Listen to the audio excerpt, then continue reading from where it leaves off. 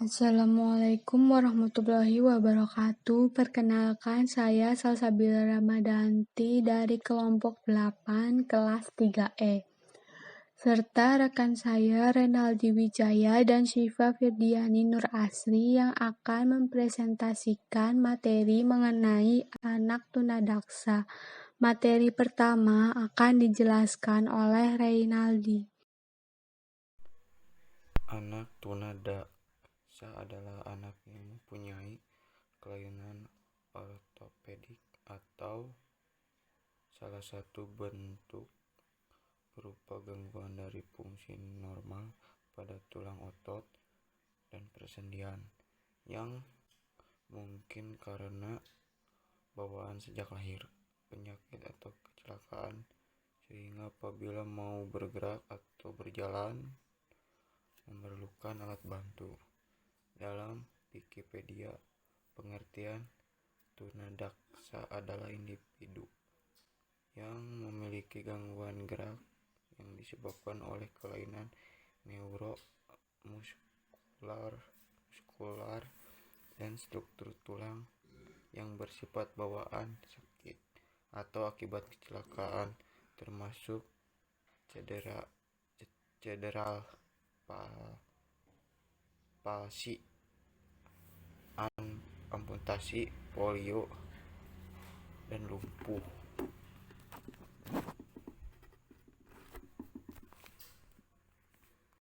Baik, saya akan menyampaikan materi mengenai jenis-jenis anak tunadaksa. Yang pertama, tunadaksa ortopedi merupakan penyandang tunadaksa yang mengalami kecacatan tertentu pada bagian otot tubuh, tulang, maupun persendian.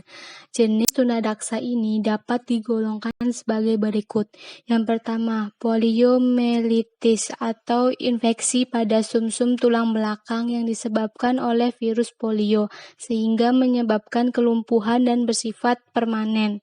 Yang kedua, muscle osteotropi adalah penyakit yang mengakibatkan otot tidak berkembang karena mengalami kelumpuhan dan bersifat progresif. Yang ketiga, ada spina bifida, merupakan jenis kelainan pada tulang belakang yang ditandai dengan terbukanya 1 atau 3 ruas tulang belakang. Lalu jenis tunadaksa yang kedua yaitu tunadaksa syaraf, merupakan tunadaksa yang mengalami kelemahan pada gerak dan fungsi salah satu atau beberapa alat geraknya, yang disebabkan oleh kelainan pada syaraf otak. Baik, materi selanjutnya yaitu karakteristik anak tunadaksa. Yang pertama, karakteristik kognitif. Anak tunadaksa mempunyai tingkat kecerdasan yang bervariasi. Mereka juga mengalami kelainan persepsi, kognisi, dan simbolisasi.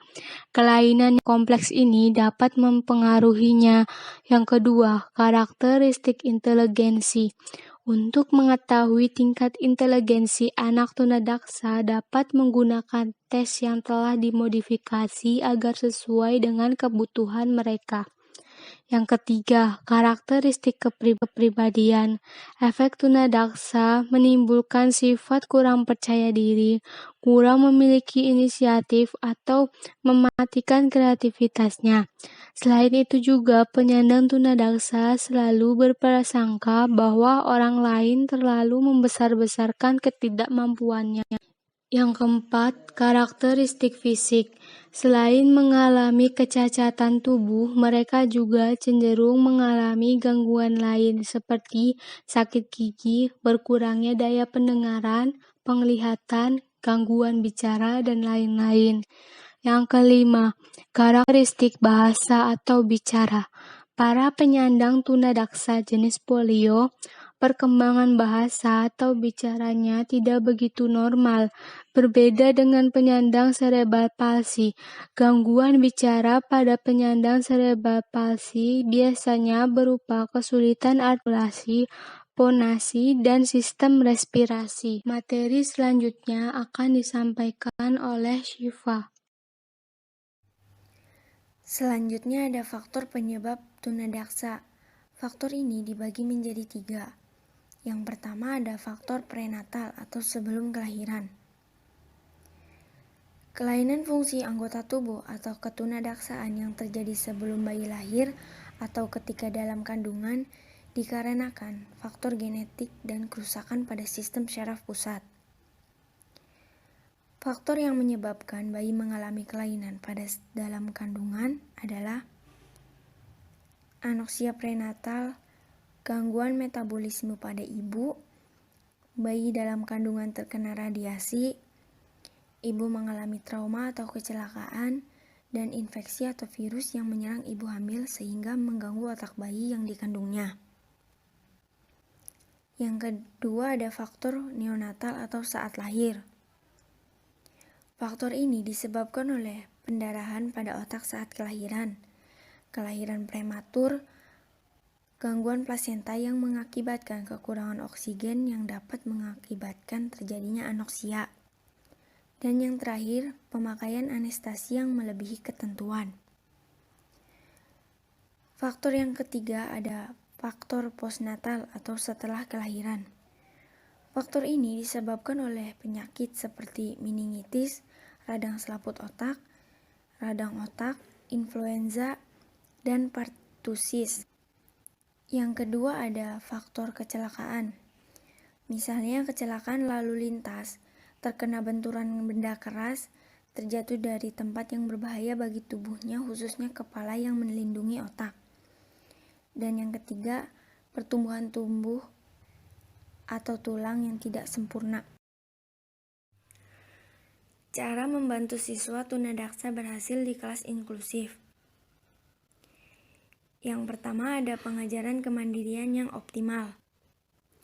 Melalui pengajaran kepada mereka, maka keahliannya dibutuhkan bagi kemandirian pribadi, percaya diri dan self-esteem dapat diperkokoh juga. Kemampuan siswa dalam menegakkan hubungan sosial dapat ditingkatkan sehingga dia menjadi lebih mandiri. Beberapa cara dalam mendorong perbedaan antar pribadi dalam diri siswa dengan keterbatasan gerak. Yang pertama ada mengajarkan pilihan, pembuatan keputusan, dan kemampuan perlindungan diri. Yang kedua ada membangun lingkungan sekolah yang menjamin kesempatan dalam memilih. Yang ketiga berfungsi sebagai sumber daya baik di lingkungan, keluarga maupun masyarakat. Yang keempat menjadi penasihat perubahan masyarakat dan dukungan pendampingan orang tua. Yang kelima, dukungan masyarakat dalam mempermudah kebutuhan anak-anak. Dan yang keenam, membentuk kemitraan dengan para pengusaha dan masyarakat. Cara yang kedua yaitu belajar kelompok. Belajar kelompok di sekolah seringkali dilakukan dengan tujuan menciptakan kemampuan atau keterampilan yang lebih homogen. Pengelompokan yang fleksibel atau flexible grouping adalah suatu teknik yang memberikan siswa dengan tanpa kelainan bekerja sama ke arah pencapaian tujuan-tujuan tertentu. Flexible grouping meliputi sekurang-kurangnya 2 orang dan sebanyak-banyaknya 10 orang. Tiap anggota kelompok didorong untuk memberikan tugas yang dekat dan tertentu menurut kemampuannya. Flexible grouping mungkin cara yang terbaik dalam melibatkan siswa yang berkelainan dalam kegiatan seni, proyek penelitian, studi sosial, atau aktivitas lainnya yang menjadikan individu berbeda memberikan sumbangan bagi usaha-usaha kelompok. Cara yang ketiga yaitu team teaching. Hal yang paling penting bagi pembentukan kelas dan sekolah yang lebih inklusif adalah pendidik bekerja sama lebih kooperatif dalam memberikan lingkungan pembelajaran yang kondusif serta pengajaran yang efektif bagi semua siswa yang berkelainan. Namun juga memberikan hasil pembelajaran yang meningkatkan bagi siswa lain. Telah menunjukkan bahwa dengan perencanaan dan jadwal secara seksama, serta pembuatan tujuan yang terartikulasi dengan jelas, siswa berkelainan dapat diberi pengajaran secara efektif, bersama siswa yang tidak mempunyai kelainan. Sekian presentasi dari kelompok kami. Apabila ada yang kurang jelas bisa ditanyakan dan yang ingin menambahkan kami persilakan.